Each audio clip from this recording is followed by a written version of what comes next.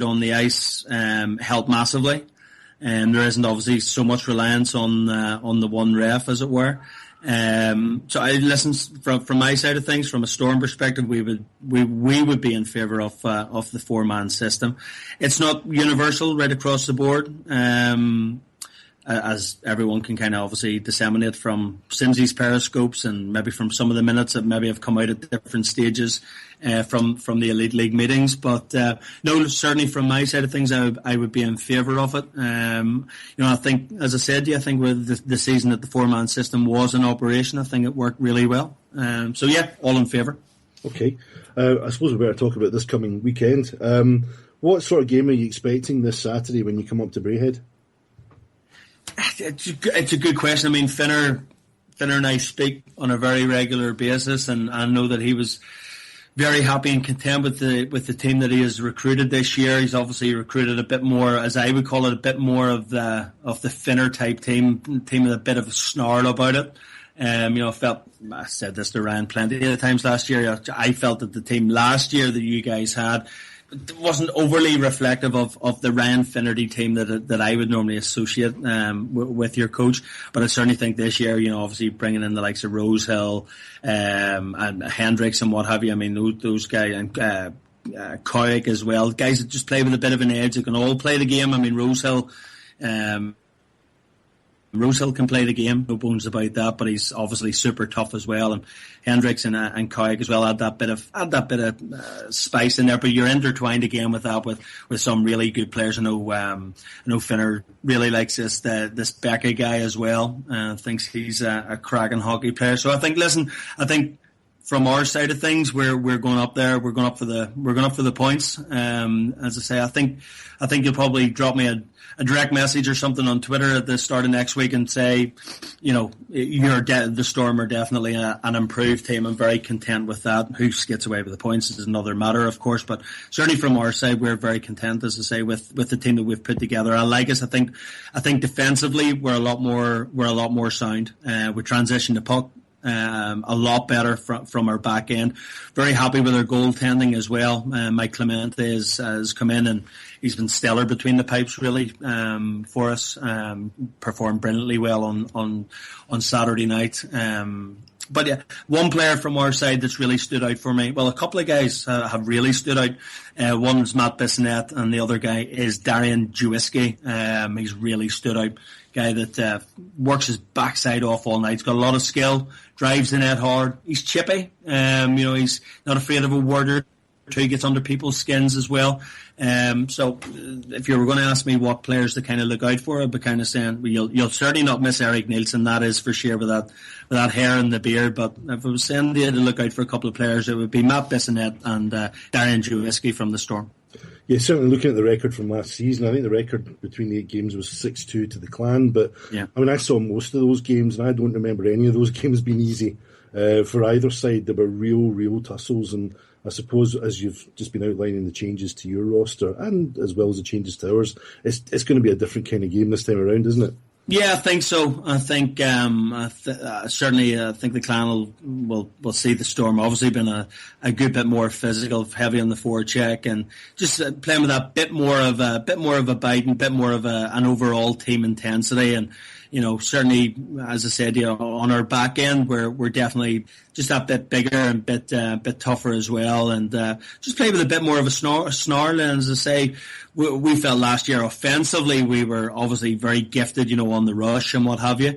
But certainly overall defensively we lacked that kind of, I don't know, core group that totally bought into the defensive side of things. And as I said, we're very happy with what we've seen thus far. But this time of year, most coaches are pretty happy with what they've seen from their guys, and not too many coaches that are totally despondent at this time of year with their acquisitions. So I really don't think you can really fully take everything on board until maybe, I don't know, middle to the latter part of October, because sometimes it takes guys to settle in. I always remember a guy in Nottingham, Bruce Graham, who Nottingham fans were calling for his head a few years ago, hadn't settled in and what have you, and then they ended up one of the best lines in the league. I think it was Graham, Ling, and Benedict, and Bruce Graham was pivotal to their treble success that season. So it sometimes takes guys a bit of time to settle in and what have you. So I don't think you can get a fair read on it until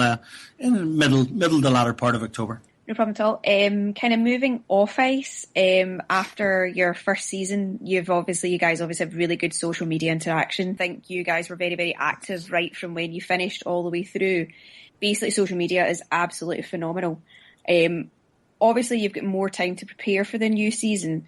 How do you feel your social media has been this year? It's, social media plays a huge part in our kind of setup because, do I at this stage of our business have a huge marketing budget to go out and do all the trams in Manchester, to go out and take huge big billboards at the Trafford Centre in the centre of Manchester? No, I don't.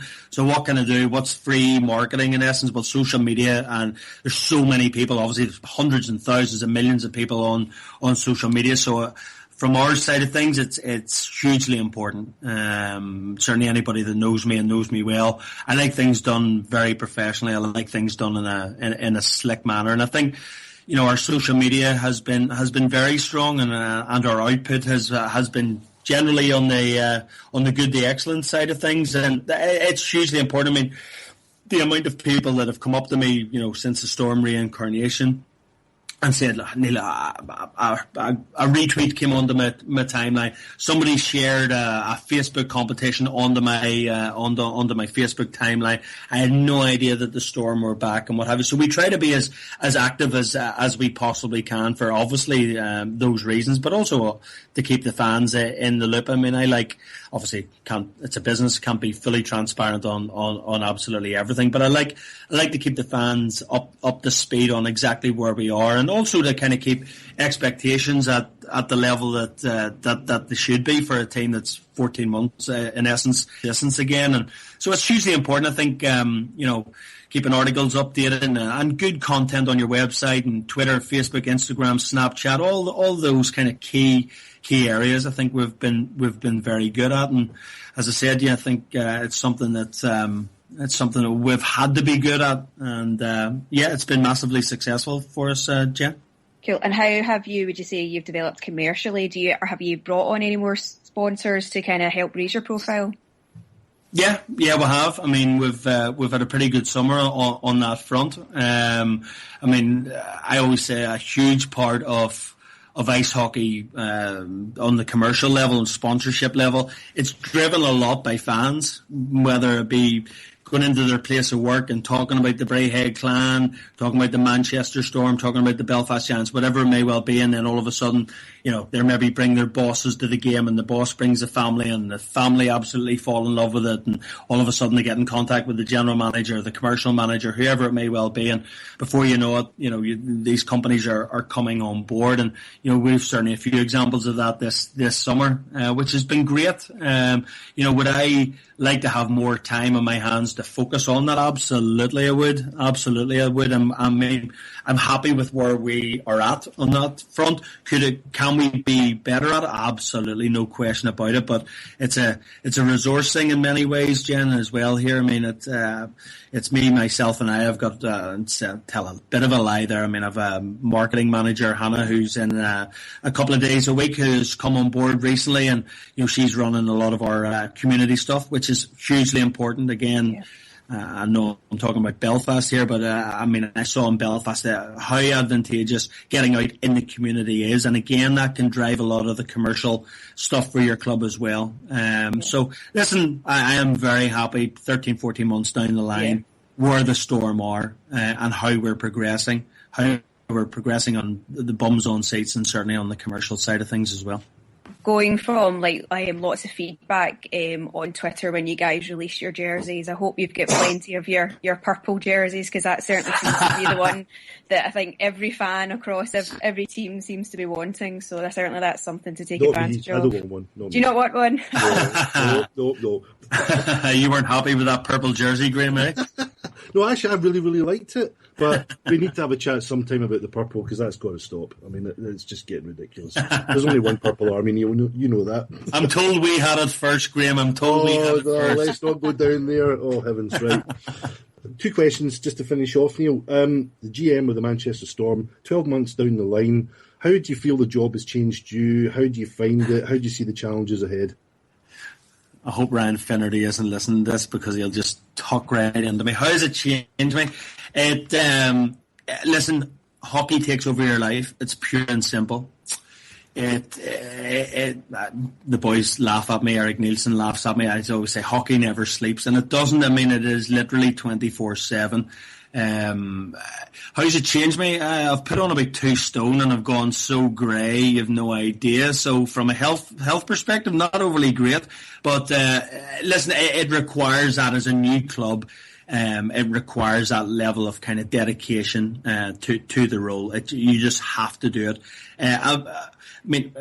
I've come from a corporate background where, you know, there's almost like too many people involved and management structures and all this type of stuff. And it maybe sometimes can be a bit too much almost. Whereas I've come in here and there's not one part of this business that I do not touch. I touch every single part of the business from top to bottom. So from that side of things, it's been hugely advantageous. I've learned so much, things that I had never any ideas about whatsoever. And that's so from my own CV, whatever you want to call it, it's been hugely advantageous. Working very closely with my owner, Mark Johnson, and get on brilliantly well with Mark.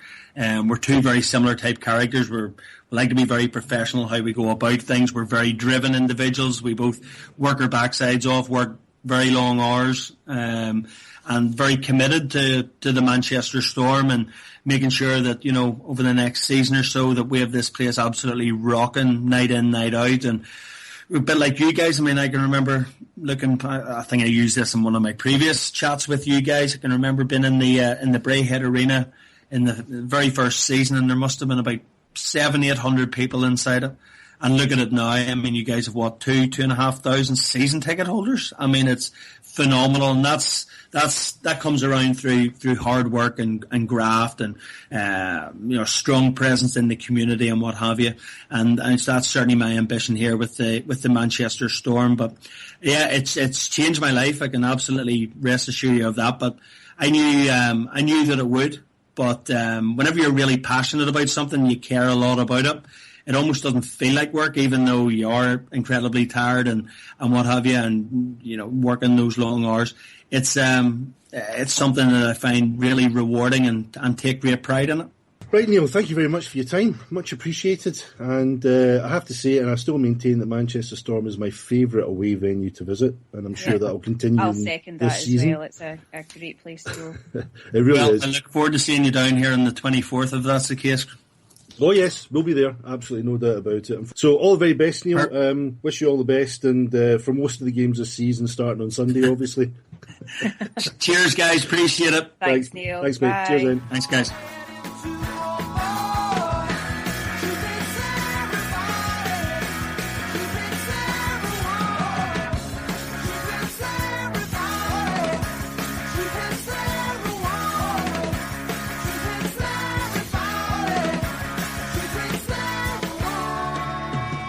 In this section of the show, we're going to go through the comments and suggestions and questions and comments and all the discussions and topic points that everybody sent in via Twitter and other places.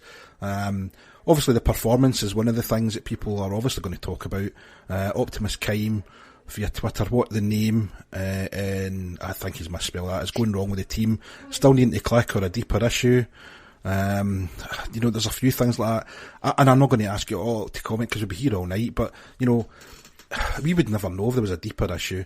I think, if anything, it's maybe still just needing to click. Obviously Baldwin had just came in this weekend, and according to Ryan, he'd not seen a lot of ice recently. It didn't really look that way, right enough, but the D still looks as if it's still getting to know each other, and that's one of the most important things and one of the most important facets of the play. Graham, 7972, when will we stop taking penalties? We've been talking about that, Graham, haven't we? The needless penalties. A lot of people have always said Ryan's teams lack discipline. There is an argument for that, though, isn't there, sometimes? When you look back over the last 4 years, You'll think of, Chris Frank and putting us on a 5-3 against Hull that scored that kind of turnaround goal before we went down and lost in the playoff quarter-finals. I mean, is there a bit of credence to that assertion? Possibly. There certainly was during that particular incident that you're talking